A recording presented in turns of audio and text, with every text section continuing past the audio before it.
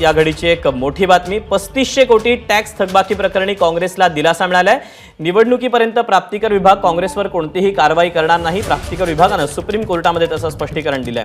निवडणुकीदरम्यान कोणत्याही पक्षाला त्रास देणार नाही असं प्राप्तिकर विभागाने म्हटलंय। प्राप्तिकर विभागाच्या नोटिसी प्रकरणी सर्वोच्च न्यायालयामध्ये ही सुनावणी पार पडली। अधिकचे अपडेट जाणून घ्या सोमेश कोलगे आपल्या सोबत आहे। सोमेश, काय घडलं सुप्रीम कोर्टात?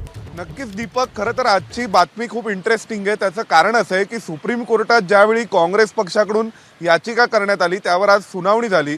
त्या सुनावणीमध्ये सॉलिसिटर जनरल तुषार मेहता यांनी आश्वासन दिलंय इन्कम टॅक्सच्या वतीने की आम्ही कोणतीही रिकव्हरीची कारवाई करणार नाही, म्हणजे कर वसुलीची कारवाई आम्ही काँग्रेस पक्षावर करणार नाही जोपर्यंत निवडणुका आहेत तोपर्यंत।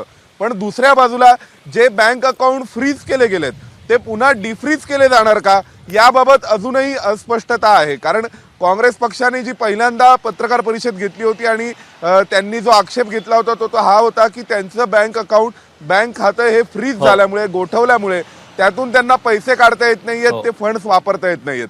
आता सुप्रीम कोर्टामध्ये आजच इन्कम टॅक्स डिपार्टमेंटने सांगितलं की आम्ही कोणतीही कारवाई करणार नाही। 2016 सालचं एक जजमेंट आहे, त्या जजमेंटच्या हिशोबाने या टॅक्स डिमांड ज्या आहेत त्या टॅक्स डिमांड आणल्या गेल्या आणि 2016च्या जजमेंटच्या नुसार नंतर या टॅक्स डिमांड केल्या गेल्यात।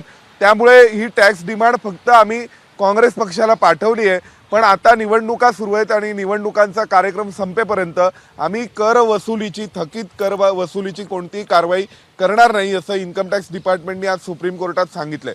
आता दुसऱ्या बाजूला जे बँक अकाउंट्स काँग्रेसचे फ्रीज केले गेले होते ते बँक अकाउंट्स पुन्हा एकदा आता डिफ्रीज केले जाणार का हे पाहणं महत्त्वाचं आहे। कारण आम्ही त्यांना जेवायला म्हणजे त्यांच्या जेवणावर कोणतीही मनाई करणार नाही असं जरी आयकर विभाग म्हणत असला तरी सुद्धा त्यांना प्रत्यक्ष जेवायला देणार का आणि त्यांना जेवू देणार का स्वतःहून, हा मुद्दा आहे।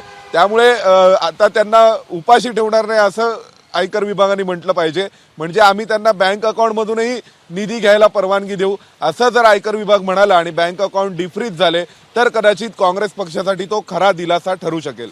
दीपक, त्यामुळे काय नेमकं घडतं हे पाहणं महत्त्वाचं असणार आहे। सोमेश, धन्यवाद दिलेल्या सगळ्या सविस्तर माहितीबद्दल। एबीपी माझा, उघडा डोळे बघा नीट।